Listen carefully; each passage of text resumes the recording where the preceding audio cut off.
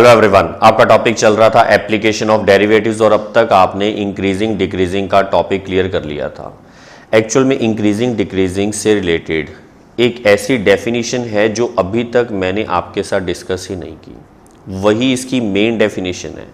फिर जब वो मेन डेफिनेशन है तो मैंने बाकी टॉपिक ऐसे करवा दिया। एक्चुअल में ये जो मेन डेफिनेशन है ना, इसके थ्रू हम लोग डेरिवेटिव की डेफिनेशन बनाया करते थे। मतलब वो जो था ना F dash x greater than zero less than zero, वो एक्चुअल में इस मेन डेफिनेशन से आया, लेकिन हमने उससे अभी तक डिस्कस नहीं किया क्योंकि इसका यूज बहुत कम होता है। वो जो डिफरेंशिएशन वाला है, मतलब एफ डैश एक्स वाला जो डेफिनेशन थी ना, greater than zero less than zero, उसी का यूज ज़्यादा होता है और हमने उसी के थ्रू सारे क्वेश्चंस किए हैं। मतलब इस डेफिनेशन की अभी तक हमें कोई रिक्वायरमेंट ही नहीं थी, लेकिन हम ऐसा सीख लेते हैं कि जो मेन डेफिनेशन है उससे हम एफ डैश एक्स तक कैसे पहुंचेंगे। तो एक बार पहले मैं डेफिनेशन तो बताऊं, वही नहीं पता आप लोगों को तो ध्यान से सुनो। इंक्रीजिंग डिक्रीजिंग और स्ट्रिक्टली इंक्रीजिंग स्ट्रिक्टली डिक्रीजिंग, इसकी जो मेन डेफिनेशन यानी बेसिक डेफिनेशन है, तो मैंने हेडिंग ये लिखी, basic definition of increasing and decreasing. इसके अंदर स्ट्रिक्टली इंक्रीजिंग वगैरह भी अपने आप बता दूंगा। देखो, जैसे फर्स्ट नंबर है इंक्रीजिंग फंक्शन। अच्छा, आपको ये पता है कि इंक्रीजिंग फंक्शन जो है इसका डायग्राम कुछ इस तरह से होता है, x axis y axis origin. जैसे कोई भी फंक्शन इंक्रीज हो रहा है, फिर कांस्टेंट हो गया, फिर इंक्रीज हो गया, सही है। अब ध्यान से देखते रहना। अभी अगर हमारे पास स्ट्रिक्टली इंक्रीजिंग वर्ड आ जाए तो हम लोग क्या बोलते हैं, देखो इधर, यस, ये x axis y axis origin. इसमें क्या होगा, फंक्शन लगातार इंक्रीज होगा। मोनोटोनिक भी बोलते थे इसको। मोनोटोनिक का मतलब लगातार चलेगा, कॉन्टिन्यूस चलेगा। जैसे यहां से फंक्शन लगातार इंक्रीज होता गया, कहीं डिक्रीज नहीं हो रहा। डिक्रीज तो इसमें भी नहीं हो रहा, लेकिन इसमें बीच में कांस्टेंट हो गया, इसलिए इसको स्ट्रिक्टली वर्ड नहीं बोलते, ठीक है। इसके बाद यस, नेक्स्ट टू क्या थे, एक तो थर्ड नंबर पर हम लिख रहे हैं डिक्रीजिंग फंक्शन और fourth number is strictly decreasing. अब समझो इसको। देखो, इंक्रीजिंग फंक्शन में इसकी डेफिनेशन क्लियर करने के लिए बता रहा हूं। मान लो मैंने यहां पर, यस इधर ध्यान दो, मैंने यहां पर x की कोई वैल्यू ली, जैसे x1, ठीक है, ये इस पॉइंट पर ली मैंने, और यहां कहीं मैंने ली x2। पूरी बात सुनते रहना अभी आराम से। इस पर मैंने यहां से एक डॉटेड लाइन इस तरह से ड्रॉ कर दी। अच्छा, आपको ये तो पता है कि ये x1 का मतलब है ओरिजिन से लेकर यहां तक की डिस्टेंस x1 है, और x2 का मतलब ओरिजिन से यहां तक की डिस्टेंस x2 है, ठीक है। आपको ये पता है हाइट जो होती है इसको किससे रिप्रेजेंट करते हैं, हाइट हमेशा y को रिप्रेजेंट करती है। खुद ही देख लो, ये हाइट है मतलब ये y की वैल्यू है, ये हाइट है मतलब यहां ये y की वैल्यू है। तो इसको अगर मैं y1 बोलूं और इसको अगर मैं y2, तो आपको एक बात पता है कि अगर जो फंक्शन है, मैं यहां लिख देता हूं, if function is y equals to f x. 4 के 4 पार्ट में y equal to f x show हो रहा है, वैसे भी एफ एक्स को y से रिप्रेजेंट करते हैं, ये तो पता है। अब हम क्या करने वाले हैं, यहां पर ध्यान से सुनना मेरी बात को। अगर मैं y1 लूंगा तो उसको fx1 से रिप्रेजेंट करेंगे, यहां लिख देते हैं। y1 का मतलब fx1 और y2 का मतलब है fx2। इसका मतलब मैं ये कह सकता हूं, ये जो हाइट y1 है ये fx1 को शो कर रही है, या मैं सिर्फ fx1 ही लिख दूं इसको, और इसको fx2, ठीक है। अब जब आपको ये पता है कि x1 सिर्फ इतना सा है और x2 इतना बड़ा है, तो x2 is greater then x1, हम ये रिलेशन लिख सकते हैं। इसी तरह से हम fx1 और fx2 का रिलेशन निकालते हैं। ध्यान से देखना, fx1 इतनी हाइट का है और fx2 इतनी सारी हाइट का है, मतलब इन दोनों में से fx2 fx1 से ग्रेटर है, सही बात है। तो मैं यहां पर देखो कैसे लिख रहा हूं, ये तो हमने अलग कर दिया, थोड़ा यहां साइड में लिख देते हैं इसको। अब देखो इधर, yes, x1 is less than x2। देख लो, x1 छोटा सा है, x2 इतना बड़ा है, O से लेकर यहां तक x2 है, तो x1 is less than x2, सही है। और ध्यान से देखना इधर, and fx1 is less than fx2। सही है, fx1 क्या है, fx2 से लेस है, क्योंकि इसकी हाइट कम है, इसकी हाइट ज़्यादा है। अच्छा, कुछ बच्चों को लग रहा है सर आपने ये तो यहाँ बनाया था। अभी मैं सारी बात सिखा रहा हूँ, ध्यान से सुनना। अब अगर किसी को ये लग रहा है, ध्यान से देखो इधर, कि हम fx1 यहाँ बना लेते, मतलब ये x1 पॉइंट यहाँ ले लेते, तो इसकी हाइट इतनी होती और fx2 की इतनी होती, मतलब फिर भी fx1 छोटा ही रहता। मैं आपको सिखाना क्या चाह रहा हूँ, मैं आपको ये बता रहा हूँ कि जब x1 x2 से लेस है और उसका फंक्शन भी यानी fx1 भी fx2 से लेस है, तो ये हर हालत में इंक्रीजिंग फंक्शन बनेगा। लेकिन इसमें भी कमी है छोटी सी, अब वो पूरा करते हैं। मान लो मैंने x2 को यहां लिया होता, अभी भी क्या होता, x1 x2 से लेस ही होता, क्योंकि x2 इतना बड़ा हो जाता। लेकिन इस पर जो हाइट बनती fx2 वो और fx1 सेम होती, क्योंकि ये कांस्टेंट लाइन है, मतलब इनकी हाइट सेम होएगी। इसका मतलब ये इसके इक्वल भी आ सकता है, लेस देन भी हो सकता है और इक्वल्स टू भी हो सकता है। अब कुछ बच्चे बोल रहे हैं सर यहां तो लगाया ही नहीं, यहां थोड़ा लगाना है। आप खुद देखो, क्या x1 और x2 सेम है? नहीं, x1 तो x2 से लेस ही है, लेकिन फंक्शन जो है वो या तो कभी कभी सेम आएंगे या फिर fx2 ग्रेटर आएगा। अब अगर किसी को लगे सर आप x2 को उधर ले लो, x1 को इधर ले लो, हाँ तो अब ध्यान से सुनना, डेफिनेशन एक्चुअल में है क्या, ये कहना चाहते हैं कि अगर x1 x2 से लेस होगा तो fx1 fx2 से क्या होगा, लेस और इक्वल। इस कंडीशन में फंक्शन इंक्रीजिंग होगा। अगर आप सोचते हो इसको उल्टा बोल दें, हम x1 को ग्रेटर ले लेते हैं x2 से, तो क्या होगा, fx1 greater than equal to fx2। बात तो वही है, मतलब सिंबल चेंज नहीं हो। हम माइंड में क्या बिठा रहे हैं अपने, कि अगर सिंबल चेंज नहीं हुआ, वैसा का वैसा ही रहा फंक्शन ऑपरेट करने के बाद भी, तो वो इंक्रीजिंग फंक्शन है। इसके लिए चेक करो, अगर आप x1 को बड़ा लेते, x1 बड़ा तब होता जब x1 इधर होता x2 इधर होता, तो ऑब्वियस सी बात है कि फिर x2 अगर इधर होता तो fx2 fx1 से छोटा होता। वही तो मैंने यहां लिखा है। तो ये दोनों अलग अलग लिखने की जरूरत नहीं है, आपको तो बस मेथड दिमाग में बिठाना है कि आपने जो x की वैल्यू लेस वाली ली है उसका फंक्शन भी लेस होना चाहिए या इक्वल, तो इसको हम क्या बोलते हैं, increasing function. Then fx is increasing. ठीक है, ये बात समझ आ गई अच्छे से। अब इतना आने के बाद स्ट्रिक्टली इंक्रीजिंग की बात करेंगे। स्ट्रिक्टली इंक्रीजिंग में शायद आपके माइंड में ही आ गया होगा, बाई चांस किसी को यहाँ डाउट रह गया तो यहाँ समझ लेना। मान लो मैंने x1 यहाँ लिया और x2 मैंने यहाँ ले लिया, x1 लेस है x2 से, ये तो दिख रहा है सबको, x1 is less than x2। अगर मैं x1 की हाइट की बात करूंगा तो वो इतनी आएगी, और x2 के ऊपर हाइट की बात करूंगा तो इतनी आएगी। This is fx1 and this is fx2। चलो खुद बताओ दोनों में से बड़ा कौन है, fx2 दिख रहा होगा सबको, तो fx1 लेस है fx2 से। क्या कहीं इक्वल है? कहीं भी नहीं, क्योंकि लगातार इंक्रीज होता है, बीच में कांस्टेंट होता ही नहीं। तो जैसे जैसे आप x2 को हिलाओगे, आगे पीछे करोगे, तो भी fx2 ग्रेटर ही रहेगा। मतलब जो पॉइंट कम डिस्टेंस पे है उसकी हाइट भी लेस होगी, जो ज़्यादा डिस्टेंस पे ओरिजिन से उसकी हाइट भी ज़्यादा होगी। सही है, इक्वल कभी नहीं आएगी। तो इन दोनों डेफिनेशन में फ़र्क क्या हुआ कि यहाँ इक्वेलिटी थी तो इंक्रीजिंग था, यहाँ इक्वेलिटी नहीं है तो ये स्ट्रिक्टली इंक्रीजिंग है। Then fx is strictly increasing. ठीक है, अब इस पर आओ। डिक्रीजिंग के लिए ग्राफ इस तरह से बनता है, देखो ग्राफ डिक्रीज होगा, कांस्टेंट डिक्रीज। जरूरी नहीं है कांस्टेंट हो, मतलब आपको याद है कि जब हम स्ट्रिक्टली डिक्रीजिंग बनाते थे तो हम बोलते थे लगातार डिक्रीज होगा, जैसे ही अब ये जो नहीं कर्व शेप बने, स्ट्रेट लाइन भी तो डिक्रीज हो ही सकती है, कैसे मर्जी बन सकता है, मतलब डिक्रीज होना चाहिए, बीच में कहीं कांस्टेंट नहीं होना चाहिए। अब आपसे पूछें क्या ये स्ट्रिक्टली डिक्रीजिंग है, तो है।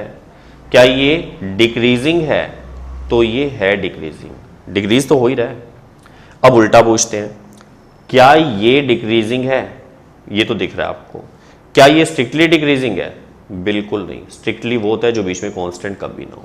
इसका मतलब हमने स्टार्टिंग में पढ़ लिया था every strictly decreasing function is always decreasing, but converse is not true. मतलब every decreasing function is not always strictly decreasing, कभी कभी हो सकता है, ठीक है। अब यहां पर सुनो ध्यान से, मान लो मैंने x1 लिया यहां पर और x2 ले लिया यहां पर, देखते रहना भी आराम से। इसकी हाइट ये रही, इसकी हाइट ये रही, दोनों की हाइट सेम है। इसका मतलब x1 मैंने लेस लिया है x2 से, तो fx1 और fx2 का आंसर आया सेम। fx1 का मतलब इसकी हाइट है, ये दोनों हाइट सेम है। अच्छा, अगर मैं x2 यहां ना लेता, मैं x2 को यहां ले लेता, तो ऐसी कंडीशन में हाइट कम हो जाती है। मतलब fx2, ध्यान से देखना इधर, इस बार क्या हो रहा है, fx1 की हाइट fx2 से या तो ग्रेटर रह रही है या इक्वल आ रही है, तो ये ग्रेटर या फिर इक्वल। देखो उल्टा पुल्टा हो गया। इसका मतलब x1 तो लेस था x2 से, लेकिन fx1 fx2 से या तो ग्रेटर हो गया या फिर इक्वल हो गया। तो अगर सिंबल सेम रहे, तो वो इंक्रीजिंग है, ठीक है, और अगर उल्टा पुल्टा सिंबल हो जाए तो डिक्रीजिंग है। समझ आ गई बात? अच्छे से माइंड में बैठ गया? दोबारा सुन लो इसके लिए। मान लो मैंने यहां लिया x1 और यहां ले लिया x2। अब यहां पर देखो, ये fx1 है हाइट इसकी, ये fx2 है इसकी हाइट। x1 और x2 में से x1 लेस है x2 से, ये तो दिख ही रहा है सबको। अब हाइट देखो किसकी ज्यादा है, fx1 वाली हाइट ज्यादा है, fx2 वाली कम है। मतलब fx1 और fx2 में से ये ग्रेटर है, ठीक है, मतलब सिंबल उल्टा हो गया, तो ये डिक्रीजिंग वाला टाइप हुआ। अगर इक्वल टू हो तो डिक्रीजिंग है, इक्वल टू ना हो तो स्ट्रिक्टली डिक्रीजिंग है। दोबारा सुन लो, कभी भी x1 लेस देन x2 है, अगर fx1 और fx2 के अंदर भी सेम सिंबल आता है तो वो इंक्रीजिंग वाले टाइप में होगा, और अगर उल्टा हो जाता है सिंबल तो वो डिक्रीजिंग वाले में होगा। अगर इक्वल टू हो और ना हो तो इन दोनों में डिफरेंस आपको पता लग जाएगा, इंक्रीजिंग या स्ट्रिक्टली इंक्रीजिंग। इक्वल टू है, इक्वल टू नहीं है, तो डिक्रीजिंग या स्ट्रिक्टली डिक्रीजिंग।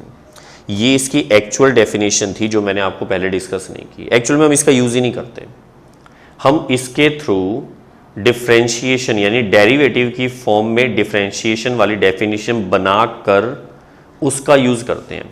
वो यूज मैंने आपको पहले ही करवा दिया, बस मैंने आपको सिखाया नहीं था कि इस डेफिनेशन से वो कैसे बनता है। तो अभी उसको देखते हैं, पहले आप इसको नोट करो।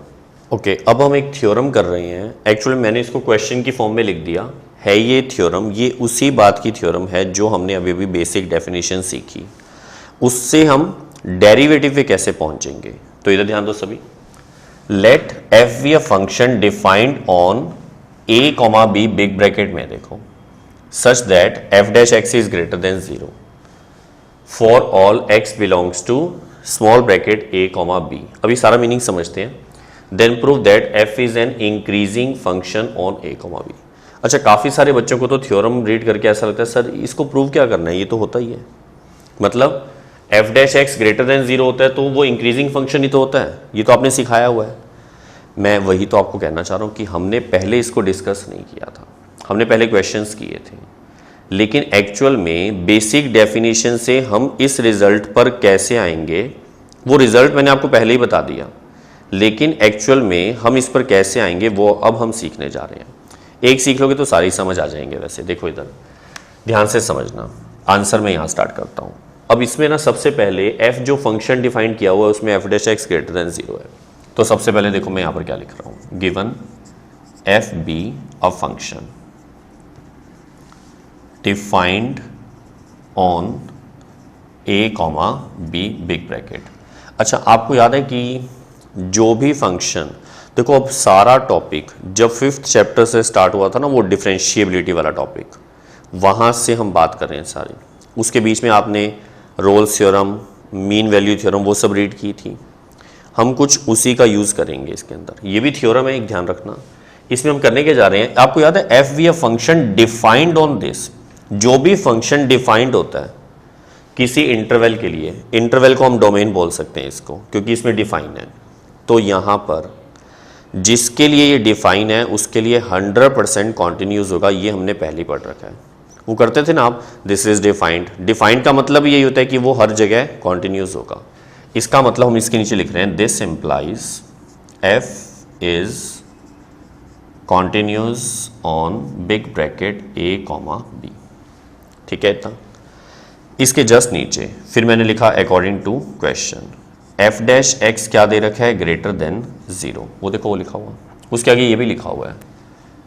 ये मैंने क्या किया बच्चों, हाँ काफ़ी सारों को पता है कि सर फॉर ऑल का सिंबल होता है ये उल्टा ए जो आता है ना ऐसा, इसको क्या बोलते हैं, for all x belongs to a comma b. अब इसका क्या मीनिंग हुआ, एफ डैश का मतलब क्या है, डिफरेंशिएशन, वो किससे ग्रेटर है, 0 से। इसका मतलब समझे आप कि एफ डैश एक्स भी डिफाइंड है। क्यों, डिफाइन नहीं होगा तो 0 से ग्रेटर कैसे हो जाएगा, है ना। जो चीज़ डिफाइन है उसी के बारे में तो बता सकते हैं कि वो प्लस होगा या माइनस होगा या 0 होगा। जब इन्होंने बता ही दिया ये 0 से ग्रेटर है, इसका मतलब इसका आंसर पॉसिबल है, तभी वो 0 से बड़ा हुआ। और अगर आंसर पॉसिबल है तो इसका मतलब क्या हुआ कि ये डिफाइन हुआ। तो इसके नीचे मैंने लिख दिया that is f dash x is defined. किस में डिफाइंड है, on small bracket a comma b, given है ये तो। This implies f x is differentiable, पूरा लिख लेना, differentiable on a comma b. यही कहते थे हम, एफ डैश एक्स डिफाइंड का मतलब क्या होता है कि एफ एक्स डिफरेंशिएबल होगा। ठीक है बेटा, अभी तक ये भी गिवन था तो कॉन्टिन्यूस हो गया, ये गिवन था तो डिफरेंशिएबल हो गया। कॉन्टिन्यूटी भी होगी, डिफरेंशिएबिलिटी भी होगी। कुछ याद आ रहा है, कौन सी थ्योरम थी ये, very good, mean value theorem is applicable, therefore mean value theorem is applicable. अच्छा अभी खत्म नहीं हुआ, एप्लीकेबल के बाद हम क्या करते थे, हम इसके बाद वो सी वाला पॉइंट लिखा करते थे, वो मैं याद दिला देता हूँ। हम इसके नीचे लिख रहे हैं देन, अच्छा ये किसका सिंबल था, कुछ याद है बेटा, ये सारी बातें याद रखा करो। यस, इसको बोलते हैं there exist, then there exist at least one point c belongs to a comma b small bracket such that f dash c equals to, yes very good, काफ़ी सारे बच्चों को याद है, f v minus f a upon b minus a. Very good बेटा, यहाँ तक तो बिल्कुल सही हो गया। ये समझ आ रहा है क्या हो रहा है। अच्छा कुछ बच्चों को ना एक डाउट होता रहता है, सर चैप्टर चल कौन सा रहा है, बीच में यूज़ किसको कर रहे हो। हाँ तो मैथमेटिक्स यही तो है, आपको शुरू से सिखा क्या रहे हैं, कैलकुलेशंस के लेवल सिखा रहे हैं कि कैसे कैसे कैलकुलेशन होती है। अब ये थोड़ा मना किया कि 1+1 कभी आपने नर्सरी एलकेजी में पढ़ा था तो आज यूज़ नहीं कर सकते। जो पढ़ लिया उसको अप्लाई कैसे करना है हम वही तो सीखने जा रहे हैं। तो यहाँ पर ध्यान से देखो इधर, अब मीन वैल्यू थ्योरम यहाँ अप्लाई हो रही है तो उसका फॉर्मूला ये लगा दिया हमने। अब इसके नीचे मैंने यहाँ पर लिखा, ध्यान से देखना, according to question f dash c is greater than 0। अच्छा ये बात भी कई बच्चों को हजम नहीं होती, उनको लगता है सर यहाँ तो एफ डैश एक्स है, और कुछ को समझ आ जाता है नहीं सर ये क्लियर हो गया, क्योंकि ध्यान से देखना सी जो है वो किससे बिलोंग कर रहा है, ए कॉमा बी से, सही है। और एफ डैश एक्स में एक्स क्या था, ए और बी के बीच में कोई भी वैल्यू थी। इसका मतलब हमने सी एक पॉइंट लिया है जो ए और बी के बीच में है। तो जितने भी पॉइंट ए और बी के बीच में होंगे ना वो सब एफ डैश वाली बात को ग्रेटर देन 0 हमेशा प्रूव करेंगे, मतलब गिवन है ये बात। तो F dash x greater than 0 उन सब के लिए है जो ए और बी के बीच में है, तो हमने उसी के बीच में तो लिया है। इसका रीजन क्या लिखेंगे, since c belongs to a comma b small bracket, ये इसका रीजन है। वे इसके बीच में इसलिए f dash x greater than 0 है, ये क्वेश्चन में दे रखा था। अब इसकी वैल्यू ये रही, f b minus f a upon b minus a greater than 0। ठीक है, समझ आ रहा है बेटा। बी माइनस ए को मैं क्रॉस मल्टीप्लाई करूंगा तो बताओ इसका सिंबल चेंज करूं या ना करूं। ये थोड़ी सोचने वाली बात है, कुछ बच्चों के माइंड में आ जाएगी। यस, इसको क्रॉस मल्टीप्लाई करने से सिंबल चेंज होगा या नहीं होगा। यस, अब जिनको नहीं पता वो सुने, और जिन्होंने बताया है वो चेक कर ले उन्होंने सही बताया कि नहीं। आपको अच्छे से पता है कि जो क्वेश्चन का इंटरवल होता है, ये इंटरवल में हमेशा जो लेस वाली वैल्यू है वो पहले आती है और जो ग्रेटर वैल्यू है वो बाद में होती है। ये मेथड फिक्स है, उल्टा पुल्टा नहीं कर सकते। इसका मतलब a स्मॉल होगा b से और b ग्रेटर होगा। इसका मतलब ये हुआ कि इस इंटरवल से हमें पता लग गया कि b is greater then a। अगर b a से ग्रेटर है तो ये पॉजिटिव हो गया। अगर ये पॉजिटिव है, यहां लिख देते हैं here b is greater then a। अगर b a से ग्रेटर है तो b में से माइनस करेंगे, पॉजिटिव आएगा, पॉजिटिव नंबर से मल्टीप्लाई करेंगे तो ये सिंबल चेंज नहीं होगा। fb minus fa is greater than 0। ये बात समझ आ गई अच्छे से। इतना आने के बाद अब हम क्या करने वाले हैं, माइनस fa को इधर ले जाएं तो क्या हो जाएगा, प्लस fa। फिर इससे क्या हुआ, और बड़े ध्यान से सुनना इस बात को। यह सीधा देखो, हम यहां कह रहे हैं, मैं ना इसको ओवरऑल यहां लिख देता हूं। Now here b is greater then a, b is greater then a and fb is greater then fa। ये प्रूव किया ना अभी हमने। देखो b ग्रेटर देन a था और fb ग्रेटर देन fa था। अभी 10 मिनट पहले ही हमने डेफिनेशन पढ़ी थी, कौन से वाली, जिसमें हम ये कहते थे ये रफ वर्क है कि ये रीजन है। यहां मैंने x1 लिया था, यहां x2 लिया था। उसकी बजाय अगर मैंने यहां पर a ले लिया और यहां पर b ले लिया और यहां पर एक फंक्शन इस तरह से बना दिया। यूं ही क्यों बनाया, देखते हैं। इधर देखो, यहां a है, यहां b है, तो इसकी हाइट f है, इसकी हाइट f। अब हमें दिख रहा है a b से स्मॉल है, a b से स्मॉल है। उल्टा भी बोल सकते हो b ग्रेटर है, तो इसकी हाइट और इसकी हाइट यानी एफ और एफ ए में से ये ग्रेटर है। मतलब सिंबल चेंज नहीं हुआ। देख लो सिंबल सेम है। सिंबल चेंज किस में नहीं होता था, अब वो याद है ना सारी बात। सिंबल चेंज किस में नहीं होता, जिसमें इंक्रीजिंग होता है। अगर इक्वल टू होता तो इंक्रीजिंग रहता, नहीं है तो स्ट्रिक्टली इंक्रीजिंग। तो इसके नीचे क्या लिख देंगे, therefore F x is strictly increasing. यही आपको पूछा हुआ है, फंक्शन एफ इज, अच्छा यहाँ इंक्रीजिंग वर्ड लिखा हुआ है, इसकी बजाय क्या आएगा, स्ट्रिक्टली इंक्रीजिंग। देखो गलती भी की हुई है, ग्रेटर देन है तो स्ट्रिक्टली इंक्रीजिंग होना चाहिए। F is an strictly increasing. Question सही कर लेना आप लोग, ठीक है। इसका मतलब क्या लिखेंगे, f x is strictly increasing on small bracket a comma b. समझ आ गया अच्छे से। अच्छा, कई बच्चे बोलते हैं सर स्मॉल ब्रैकेट क्यों लिखा, क्योंकि डिफरेंशिएबिलिटी स्मॉल ब्रैकेट के लिए डिफाइन थी और डिफरेंशिएबिलिटी से ही हमने ये सारा कुछ फाइंड किया। ठीक है, याद है सबको अच्छे से। अब आप इसको नोट कर लो। ओके, अब नेक्स्ट हेडिंग चेक करो, स्लोप ऑफ टेंजेंट। एक्चुअल में न्यू टॉपिक स्टार्ट हो रहा है। इंक्रीजिंग एंड डिक्रीजिंग वाला टॉपिक एक बार कंप्लीट हो गया आप लोगों के लिए। हाँ, प्रैक्टिस उसकी आप लोग अपने आप ट्राई कर लेना, लेकिन जो मेन उसमें बेसिक्स थे वो सब हमने कर लिए हैं। अब जो नेक्स्ट टॉपिक है उसका नेम है slope of tangent. Slope of tangent and slope of normal. Actual में ये पूरा टॉपिक है, लेकिन हम एक एक करके रीड करेंगे इसको। स्लोप ऑफ टेंजेंट, अब ध्यान से सुनो।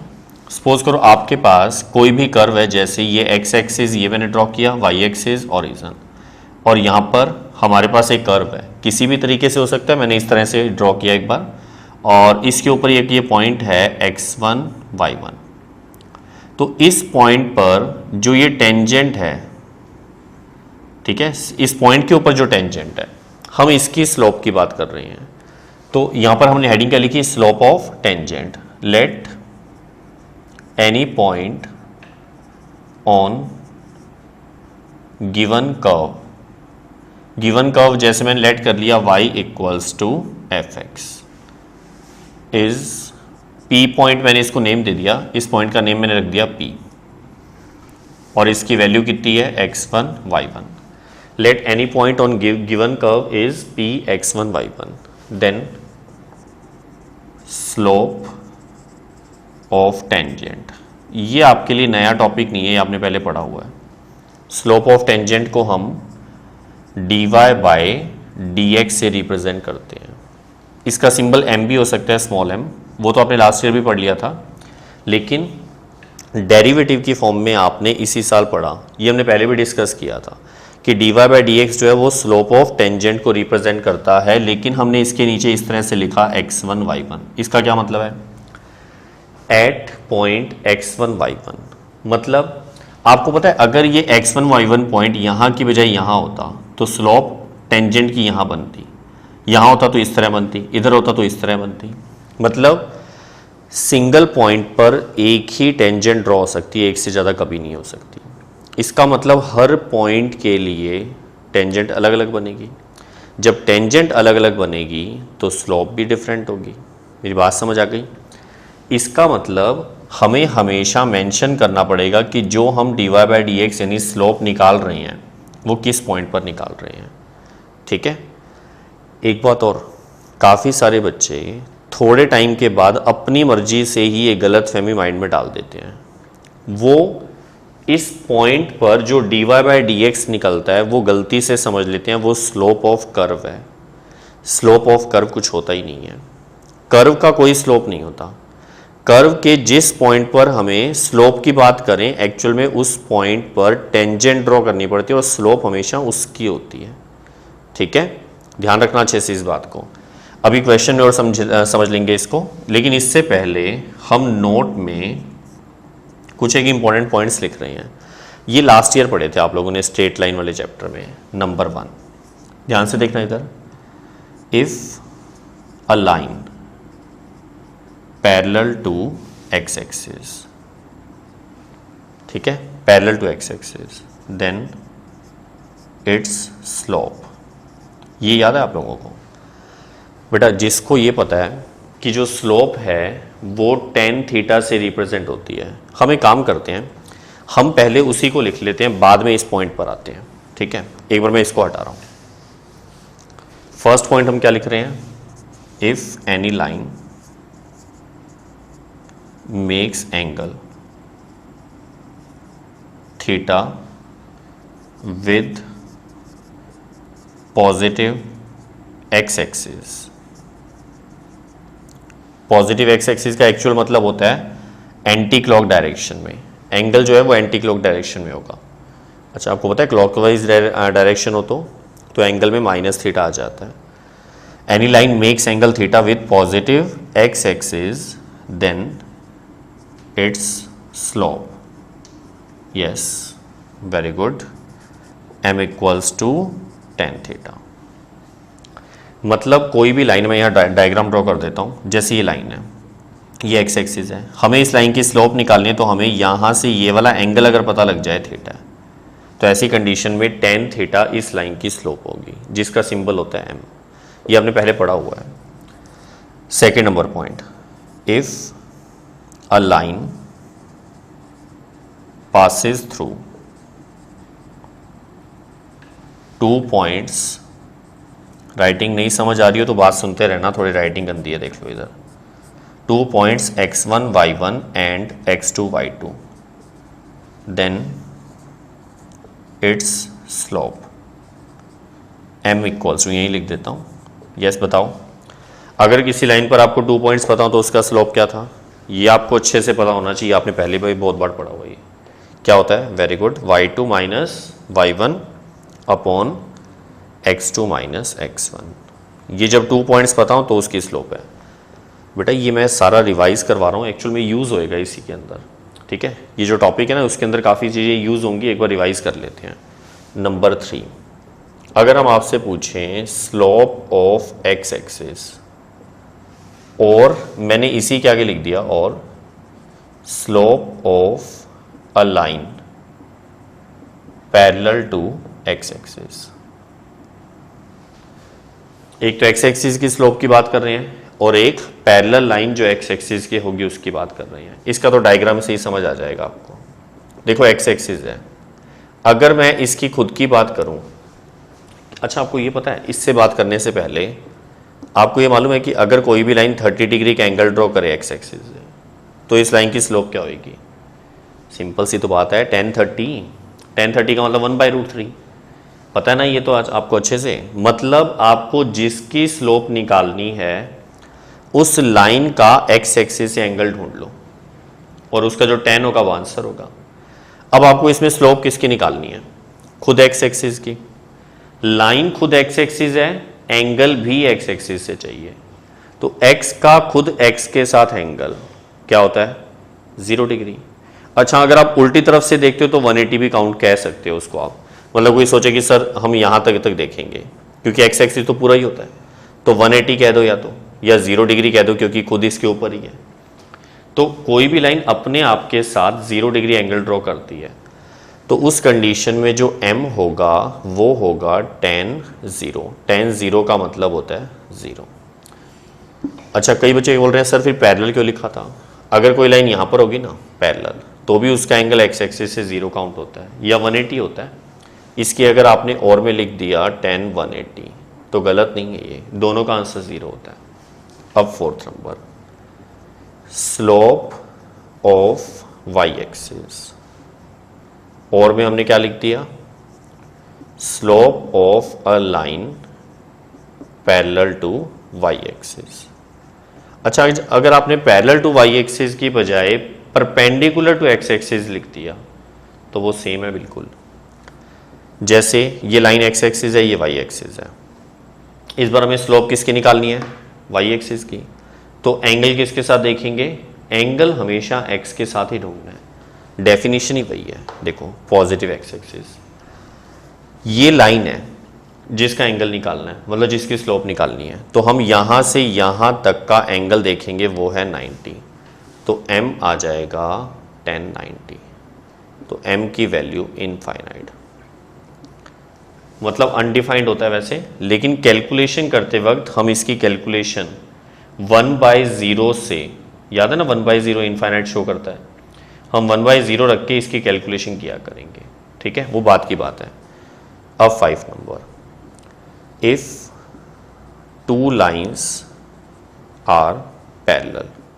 इस पैरेलल वाले से पहले मैं एक पॉइंट और लिख रहा हूं, उसके लिए मैं हेडिंग लिख रहा हूं। देखो, एंगल बिटवीन 2 लाइन्स, ये न्यू हेडिंग मान लो, फिर 5 नंबर बाद में लिख लेंगे। एंगल बिटवीन 2 लाइन्स का मतलब क्या है ये समझो। जैसे मान लो आपके पास 2 लाइन्स हैं, कहीं भी हो सकती है, मैंने ड्रॉ कर दी। जैसे एक लाइन ये रही, एक लाइन सपोज करो इस तरह, इसका एंगल m1 है और इसका एंगल m2 है, और इनके बीच में ये जो एंगल है ये सपोज करो जैसे कुछ भी फाई है, जैसे ये सिंबल तो देखा होगा ना फाई का। तो लास्ट ईयर आपने tan फाई का फॉर्मूला भी रीड किया था, वही एंगल बिटवीन 2 लाइन्स वाला जिसमें स्लोप का यूज करते थे। क्या था? m1 minus m2 upon 1 plus m1 m2, और इसका मोड एक्चुअल में ज़रूरत नहीं है लगाने की, लेकिन हम लोग है ना कोशिश करते थे कि आंसर हमेशा पॉजिटिव फॉर्म में आए। ठीक है, ज़रूरत नहीं है उसकी कोई, लेकिन हम हमेशा पॉजिटिव फॉर्म में निकाला करते थे, इसलिए मोड लगाते थे। ये फॉर्मूला आपने लास्ट ईयर 2 लाइन्स के बिटवीन एंगल फाइंड करने का पढ़ा था। ठीक है, अब इसके बेस पर मैं 5 नंबर पॉइंट वहाँ लिखता हूँ, पहले आप इसको नोट कर लो सारा। ओके, मैं इसको इरेज कर रहा हूँ, यस इधर ध्यान दो। 4 के बाद उस फॉर्मूले पे बेस्ड है 5 नंबर पॉइंट। यहाँ देखो नोट में 5 नंबर पॉइंट। 5 नंबर पॉइंट में हम 2 लाइंस के पैरेलल वाली कंडीशन लिखने वाले हैं। देखो 5 number is if 2 lines are parallel, मतलब फर्स्ट लाइन यूं है, सेकेंड लाइन भी इसके पैरेलल है, इसकी स्लोप m1, इसकी स्लोप m2। तो क्या कंडीशन थी इसकी? Yes, very good, m1 equals to m2। But अगर आपको याद है ना ये सब कैसे आया था, तो दोबारा से वो प्रूव करके नहीं दिखा रहा हूँ मैं तो डायरेक्ट आंसर लिख रहा हूँ। लास्ट ईयर पढ़ा था इसीलिए, फिर भी किसी को डाउट है तो छोटा सा हिंट सुन लो। पैरेलल का मतलब क्या है कि एंगल जो होगा पैरेलल लाइंस के बिटवीन वो या तो 0 डिग्री होता है या 180 डिग्री होता है। तो इसका मतलब जो फाई है वो या तो 0 होगा या 180 होगा।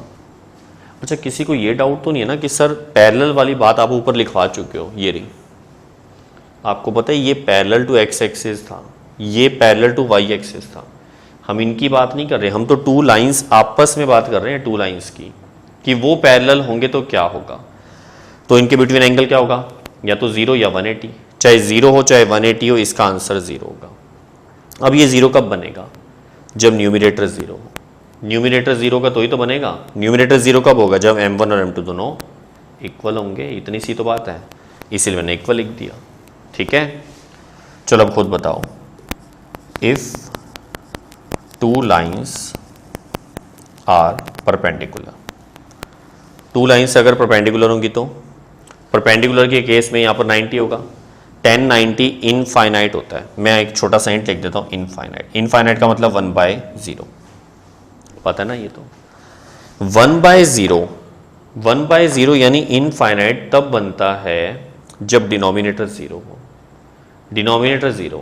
अच्छा, कोई बच्चा ये बोले कि सर 2/0 भी तो इनफाइनाइट होगा, 3/0 भी तो इनफाइनाइट होगा। इसीलिए मैं क्या बात कर रहा हूं कि डिनोमिनेटर 0 होना चाहिए, मैं न्यूमिनेटर की बात ही नहीं कर रहा। डिनोमिनेटर 0 कब होगा? जब m1 m2 इक्वल टू -1 हो जाए, तो वो कैंसिल होकर 0 बन जाएगा ना। इसका मतलब इस कंडीशन में m1 m2 इक्वल टू -1 आ रहा है समझ में। इसको हम यूँ भी लिख सकते हैं, और m2 इक्वल्स टू -1/m1। ठीक है, मतलब जो अगर टू लाइंस परपेंडिकुलर है, डायग्राम यहाँ बना देते हैं। ये m1 है स्लोप इसकी, और इस लाइन की स्लोप है m2, और परपेंडिकुलर है, तो m1 m2 इक्वल्स टू -1 होगा। ठीक है, इसके जस्ट बाद अभी इसको इरेज कर रहा हूँ, ये नोट कर चुके हो आप लोग? यस। पॉइंट नंबर 7, ध्यान से सुनना, ये इंपॉर्टेंट पॉइंट है आपके लिए। ये भी वैसे लास्ट ईयर आया था, most important. If any line makes angle, any line makes equal angle, word एक और ऐड कर दिया, equal angle with both coordinate axis. मतलब एक्स एक्सिस और वाई एक्सिस दोनों से इक्वल एंगल ड्रॉ करें। अब ध्यान से समझो इधर, तो हम क्या करने वाले हैं, हम हर कंडीशन में ना स्लोप के लिए अलग अलग फॉर्मूलाज बना रहे हैं, मतलब कंडीशंस बना रहे हैं। जैसे मान लो ये एक्स एक्सिस है, ये वाई एक्सिस। हम चाहते हैं एक ऐसी लाइन बन जाए जो एक्स और वाई एक्सिस से इक्वल एंगल बनाए। तो ऐसी टोटल लाइंस कितनी हो सकती हैं, पहले सोचें। यस, टोटल लाइंस कितनी होंगी आप बताओ। चलो, ऐसी लाइन सोचनी है जो एक्स एक्सिस और वाई एक्सिस से इक्वल एंगल बनाए। क्या आपको ये पता है एक्स एक्सिस इधर भी होता है, ये भी एक्स एक्सिस है, बस वो नेगेटिव होता है ना, इसलिए इसको एक्स डैश बोल देते हैं। ये वाई हो गया, ये भी वाई एक्सिस है, बस नेगेटिव के कारण वाई डैश बोलते हैं। तो ऐसी टोटल लाइंस आपने ढूंढनी है जो एक्स एक्सिस और वाई एक्सिस से इक्वल एंगल बनाए। कितनी होंगी टोटल? यस, बताओ बताओ, वेरी गुड। अब कई बच्चे उंगलियों पे ध्यान दे रहे हैं। बेटा ये उंगलियां मैं ऐसे ही घुमाता रहता हूँ, बस बेवकूफ़ बनाने के काम आती हैं कई बार। मतलब जिसमें इसको यूज़ करना नहीं आता जिसको, उसको मैं किसी भी तरीके से मोल्ड कर सकता हूँ। मैं ऐसे कहूँगा तो उसके दिमाग में कुछ और घूमेगा, ऐसे करूँगा तो ऐसे करूँगा, ऐसे करूँगा। अब सोच लो ना, इन पे क्यों ध्यान दे रहे हो? यस, बताओ। ऐसी टोटल 4 लाइंस नहीं होंगी, 2 होंगी। ध्यान से देखना कैसे।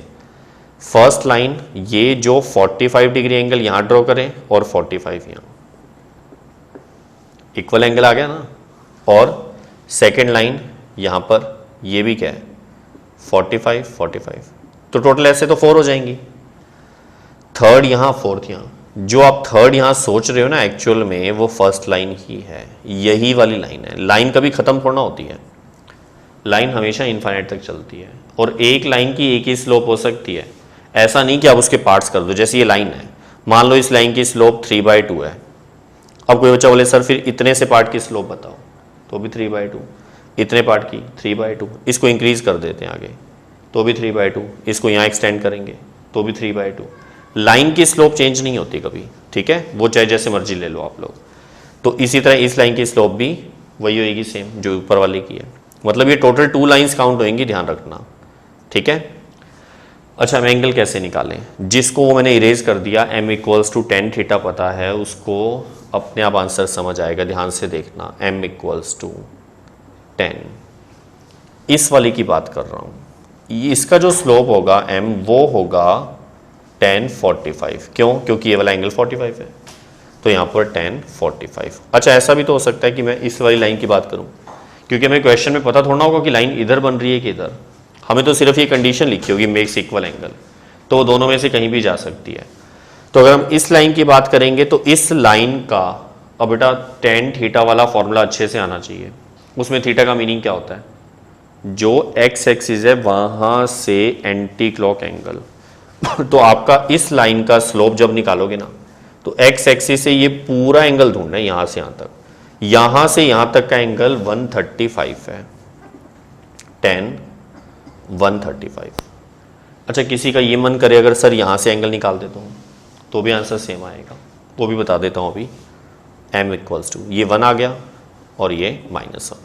तो आपने हमेशा क्या करना है, जब भी इक्वल एंगल वर्ड लिखा हो तो स्लोप आपने 1 और -1 यूज करनी है, ठीक है। अच्छा वो बात भी सुन लो जो यहां से एंगल मेजर करते हैं, ये जो एक्स एक्सिस है ना, यहां से जब हम यूं चलेंगे तो ये क्लॉकवाइज डायरेक्शन है, इसलिए एंगल -45 कंसीडर होगा। तो अगर आपने 135 की जगह -45 लिख दिया तो भी सेम आंसर आएगा, वो भी -1 होता है, ठीक है। तो आपकी मर्जी है, जैसे मर्जी लिख सकते हो, फिलहाल ये बात ध्यान रखना। अच्छा एक बात और, ये भी हटा रहा हूं, यस। अब आपको ध्यान से देखना इधर, इसी के नीचे मैं इसी के लिए नोट लिख रहा हूं, या ऐसा करते हैं हम इस कंडीशन को अलग से और बना देते हैं 8 नंबर। क्या इसमें हम लिखा था ना, any line makes equal angle, makes equal angle word लिखा था। अब यहां पर मैं लाइन लिख रहा हूं, if any line makes equal intercepts, makes equal intercepts with both coordinate axes, ठीक है, with both coordinate axes या on both coordinate axes, तो भी एक ही बात है। इसका एक्चुअल मीनिंग क्या है, ये सेम है, क्यों, ध्यान से देखना इधर। जैसे आपके पास एक लाइन है, इक्वल इंटरसेप्ट का मतलब क्या होता है, जैसे एक लाइन यहां ड्रॉ की, इसका यहां से लेकर यहां तक का ये जो पार्ट है, ये वाला, ये और यहां से लेकर यहां तक का, इसको इंटरसेप्ट बोलते हैं। इसको बोलते हैं इंटरसेप्ट ऑन एक्स एक्सिस, इसको बोलते हैं इंटरसेप्ट ऑन वाई एक्सिस। ये दोनों सेम कब होंगे, जब, हाँ खुद बताओ, यस वेरी गुड, जब ये आइसोसेल्स ट्राइंगल होगा, मतलब ये दोनों इक्वल आ गए। आइसोसेल्स ट्राइंगल में ये एंगल अगर 90 है तो ये इक्वल है, तो ये वाला एंगल 45 और ये वाला एंगल भी 45। अब इसकी स्लोप अगर निकालेंगे, स्लोप हमेशा एक्स एक्सिस से एंटी क्लॉक ढूंढा करो। अब मैं अगर इसकी स्लोप पूछूंगा ना, तो मुझे m की वैल्यू 1045 यूज नहीं करनी, क्या यूज करना है, यहां से यहां तक का एंगल 10 135। क्यों, क्योंकि अगर ये 45 है तो ये 135 होगा। अच्छा हो सकता है लाइन यहां ना हो, लाइन यहां पर हो, तो भी वही बात होगी, आइसोसेल्स ट्राइंगल हो गया, ये 90 है तो ये एंगल 45 होगा। ये पता तो लग जाता है। इसका मतलब क्या हुआ, इसकी जब स्लोप निकालेंगे तो वो होगी 1045, मतलब m की वैल्यू -1 और 1, वही बात होगी जो ऊपर लिखा था हमने। इसका मतलब बेटा ज़्यादा कंफ्यूज मत हो, सीधी सी बात क्या है, इक्वल इंटरसेप्ट हो चाहे इक्वल एंगल हो, आपने m की वैल्यू 1 और -1 यूज़ करनी है, ठीक है। बात समझ आ गई अच्छे से। अभी मेरी बात ख़त्म नहीं हुई है, ये सारे पॉइंट मैंने रिवाइज करवाए, लेकिन मैं अब इसको इरेज कर रहा हूँ। लेकिन अब इस साल जो न्यू पॉइंट्स आप पढ़ रहे हो उसमें से फर्स्ट नंबर आप ये हेडिंग पढ़ चुके हो, क्या लिखा था हमने, स्लोप ऑफ टेंजेंट। अब मैंने हेडिंग लिखी स्लोप ऑफ नॉर्मल। अब ये स्लोप ऑफ नॉर्मल क्या है, तो पहले आपको नॉर्मल पता होना चाहिए कि नॉर्मल क्या चीज़ है। बड़ी नॉर्मल सी बात है, क्या, ध्यान से सुनो इधर। अगर किसी भी ग्राफ में, जैसे ये है, कोई कर्व है, इसके ऊपर एक पॉइंट है, जैसे कहीं पर भी हो सकता है P पॉइंट x1 y1, इस पॉइंट पर अगर मैं एक टेंजेंट ड्रॉ कर दूं, ये क्या है, टेंजेंट,